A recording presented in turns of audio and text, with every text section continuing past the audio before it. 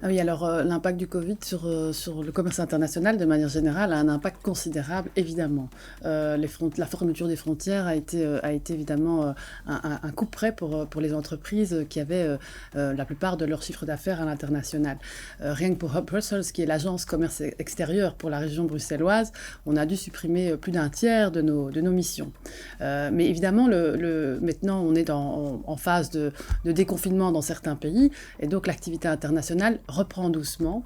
Et là, on a un avantage certain, c'est Bruxelles est une capitale de services, avec 90% de son activité économique qui est une activité basée sur les services. Et ça, c'est quelque chose qu'on peut exporter très facilement, notamment via les outils digitaux.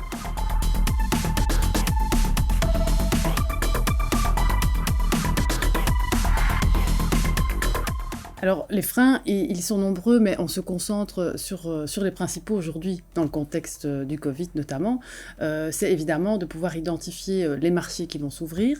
Donc, on screen tous les marchés qui sont potentiellement situation sanitaire, mais aussi marchés intéressants pour Bruxelles, de façon à pouvoir lancer les entreprises dans les bons marchés. Le deuxième levier, comme je l'ai dit, évidemment, c'est de pouvoir digitaliser au maximum les missions économiques.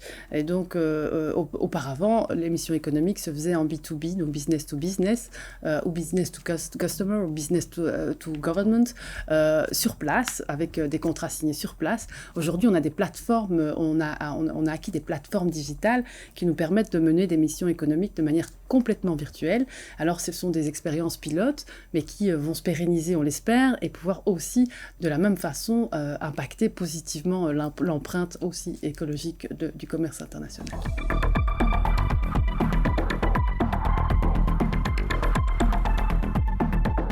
Alors le gouvernement bruxellois a pris des mesures assez importantes dans le cadre du redéploiement pour le commerce international. Il a concentré ses efforts au niveau commerce extérieur sur les néo-exportateurs, en sachant que l'activité internationale, se développer à l'international, est un levier de redéploiement en tant que tel. Les entreprises ont souffert de la crise, ont perdu du chiffre d'affaires, et se développer à l'international est un moyen de se relever. Alors évidemment, il faut identifier quels sont les marchés aujourd'hui qui sont susceptibles de commercer avec la Belgique et Bruxelles a fortiori. Et ça, Hub Brussels s'identifie, screen au jour le jour les pays qui réouvrent, qui offrent des marchés intéressants pour qu'on puisse lancer ces néo-exportateurs vers un marché ouvert.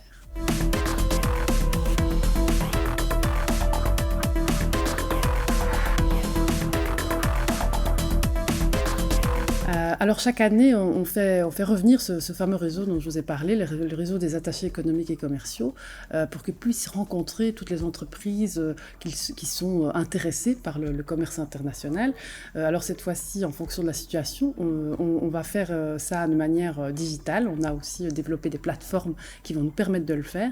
Et donc du 22 au 24 septembre, tous ces attachés économiques et commerciaux seront disponibles pour répondre à toutes vos questions. Mais ça, toutes les informations se retrouvent sur le site de Hub Brussels.